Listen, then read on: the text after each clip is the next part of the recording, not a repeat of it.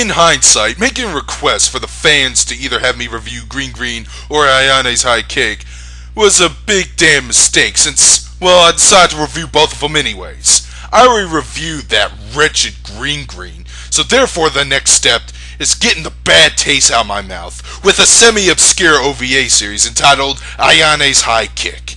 This anime caught my attention through one of the trailers found in my old Central Park Media DVDs. I think it was my Maze OVA or that DVD test drive I got from Mecha. Yeah, one of those two. Either way, the trailer looked pretty damn cool. Looks like what type of anime I could get into. And when the time came around to watch this anime, all I have to say is, well, you know what? Let me just summarize some of these things about Ayane's High Kick, shall I? Ayane's High Kick is a 2-episode 1996 OVA martial arts anime about high school student Ayane Mitsui who wishes to become a professional wrestler. After not making the cut in a pro wrestling audition, she is encountered by a coach complimenting her legs. Creepy. He offers to train her. Thinking she'd be a wrestler, she goes along with and trains with the coach in an outside gym under the city highway. However, by the time she is in her first match, she just realized she was being trained and competing for a kickboxing league. And there you go. Now, most of the show is dedicated to Ayane training for the matches, the actual matches at the third acts of each episode, and some good chunks of comedy in between. And I gotta say, despite this show being pretty fun to watch, the overall quality is average. It wasn't bad, but there was a lot to hold the show back. Mostly due to the fact that it's only 2 episodes. Thus, it holds back the ability to develop some characters and give us even more anime boxing sequences, etc., etc. Speaking of characters, let's talk about our protagonist, Ayane Mitsui. I mentioned she loves pro wrestling. Or I mentioned she auditioned for pro wrestling. She loves pro wrestling. She loves pro wrestling. Note that. Because that's all she loves when it comes to sports or martial arts in general. As expressed when one of her friends, Kape, invited her to a kickboxing match to spectate. Ayane disregarded this. She doesn't care about any other sport. In fact, even in the ring, wrestling is the only thing she gives a fuck. So, why fight the antagonist on the second episode, Sakurako? Because if she didn't, she would get expelled from school. It's like if this was a Rocky movie, where everyone wants Rocky to box, and he says, fuck you, leave me alone, I just want to be a farmer. That was a pretty horrible Rocky impression, I do apologize. Now you can also sympathize with Ayane a little bit, that she got tricked and forced into boxing. But why would you write a character like that? That just kind of perplexes me. Now her trainer, Kunimitsu Tange, he's a very persistent trainer. The reason why she picked Ayane is because of her legs. She thinks she has potential as a kickboxer, and he's not that far off. But he could have introduced himself to Ayane in a much better fashion, though. But his persistency drives him to not take no for an answer. Damn it, man! She said no. You do realize that people have the potential to die in a kickboxing match, right?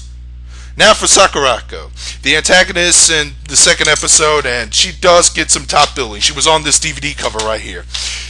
I kind of like her. She's got the threatening power of Ivan Drago and the boastful presentation of Apollo Creed.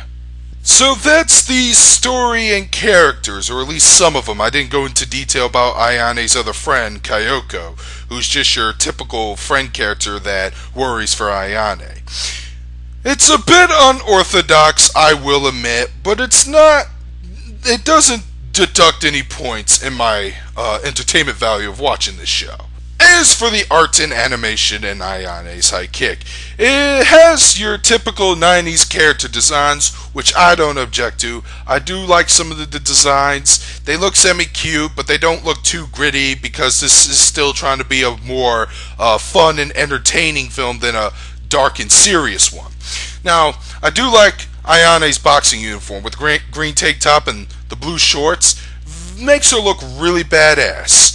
And Sakurako's, well, it looks quite fashionable. Now, the animation, while it has some dated uses of speed lines and some recycled animation, it still looks pretty damn nice. And it's actually one of the high points of this anime. So people are kickboxing each other. And it has to look good, duh! So yeah, you will see some kicking, some punching, some training, and you know, one thing I like about the training is in the second episode, the coach had this weird device where he had a bunch of boxing fists attached to like 3 walls, trying to have Ayane practice dodging, which was pretty damn creative. And the fights themselves, I kind of wish they were a bit longer. This is one of those cases where I wish the fight scenes would drag on a bit. They felt pretty damn short, oddly enough. But they were still fun to watch, and I could watch them again and again and again. The dub was done by US Manga Corps and it was licensed by Central Park Media. US Manga Corps, a company with such prestige, MD Geist is their fucking mascot. Sarcasm, sarcasm, sarcasm. If you don't know what I'm talking about, look up MD Geist. Now for the dub, while I was able to watch it dubbed, some of the voices come off as a bit cartoony, especially the vice principals. Man, he sounds like an angry old woman. Now, Ayane's voice. It rings several bells in my head. It definitely sounded familiar, but I could not put it on the tip of my tongue. But then, I found out, hey! That's the same voice of Hakufu Sonsaku from Mekitosa Dragon Destiny. Holy shit! I just wanted to point that out for no real reason. I have no objections towards that voice actress at all. Now, the overall dub, it's bad, but it's laughably bad. Keep in mind, it was a 90s dub anime, so quality didn't really kick in at the time. But I do like the sound, the music and sound. The music does have some basic songs, but it also has a couple rock soundtracks, which are quite memorable in my head. And I love the opening music credits, Fight for Yourself. It's really damn good. And the sound effects, well, they have sound effects of impacting to a punching bag or hitting someone's face, and it adds to an ouch factor. No, seriously, every time I saw Ayane's face getting punched in, I always went, ooh! Oh, that's gotta hurt! So overall, despite some of the setbacks of this series, as well as it could have been more beneficial if it had more episodes to it, I still say Ayane's High Kick was a very fun and entertaining anime. The animation's pretty nice, I do like the characters to some extent, and overall, the music, I do like some of the music in there. I would recommend it to those who are looking for a little more combat in their anime selection. Well, that's all I have to say. My next review, if my DVD isn't fucked up, is going to be El Hazard 2, The Magnificent World. Seriously, this DVD got some serious scratches on it when I bought it. I should have double checked just to make sure. It was playing so far, but hell, I don't know. It could be more messed up. I wish I could show you, but the camera wouldn't show you the details of the scratches. I tried to show that. I tried to test that with my camera before. Couldn't work.